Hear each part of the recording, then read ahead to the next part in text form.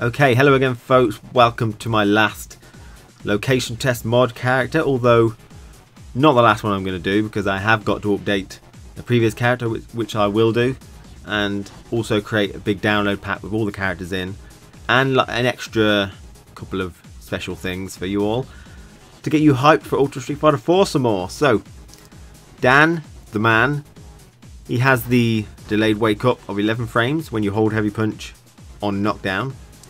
And also his red focus attack is done by pressing normal focus attack plus heavy punch or heavy kick, and it looks like so. Okay, I'm not going to go over them. If you want to, you can read the readme file which describes what they do and how to do them, or you can watch a previous video where I go over it quite a lot. So Dan's changes. First off, we have fast standing light punch. Hitbox has been expanded upwards by plus 0.05, so slightly will be the word, so a little better if they're jumping. Okay, still got quite short active frames, so they can clip through. Most light normals have short active frames. And we have close standing heavy kick. Input has changed completely, so it's no longer a close standing heavy kick, it's now a forward heavy kick, so backwards heavy kick. Okay, so you have to press back and heavy kick to do this from anywhere on the screen, but that means that normal heavy kick is always far heavy kick. Okay, if you're close, it's far heavy kick, you have to hold back to do that one. So it's made it a command normal, which is probably good because I think that can be used as an anti-air, can it? I'm not sure.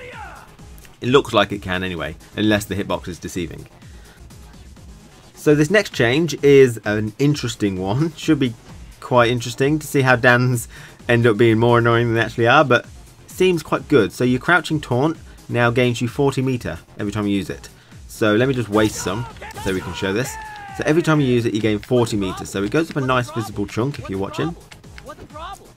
Okay, which is actually pretty good. Obviously it leaves you vulnerable, but max screen you might be able to get one in off some setups and stuff, which is nice. Top players probably won't let you sit there doing it. But also on hit you gain 0, down from 70.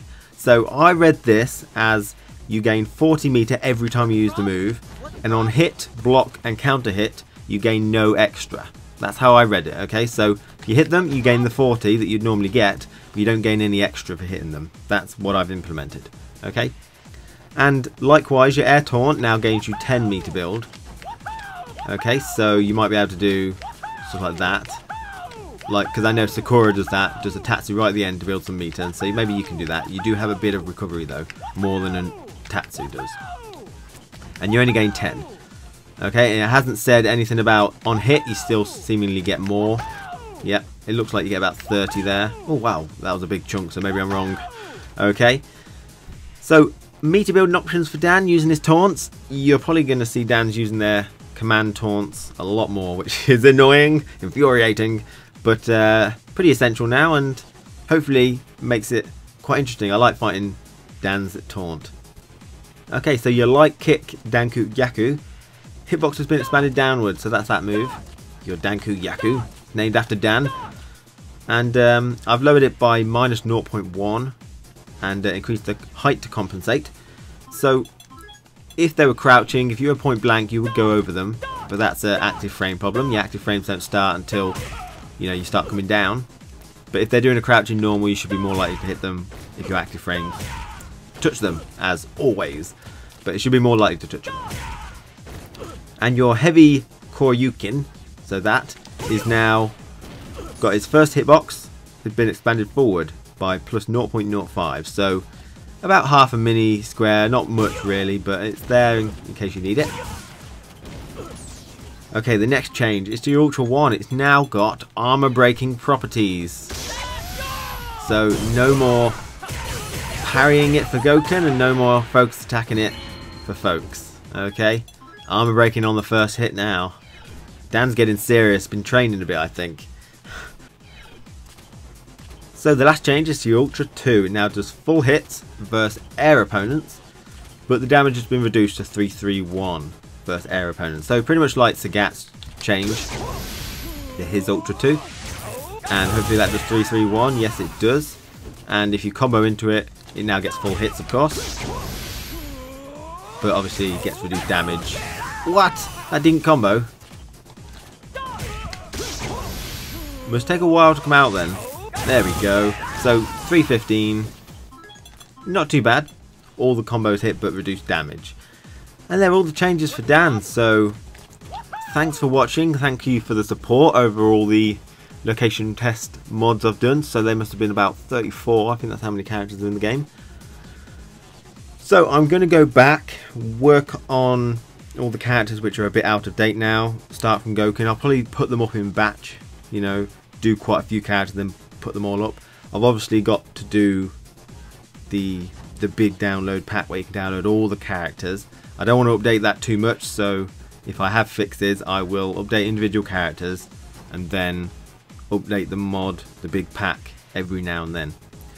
But thanks for the support, and I'll get doing those changes very soon. Thanks for watching, and I will see you later. Take care.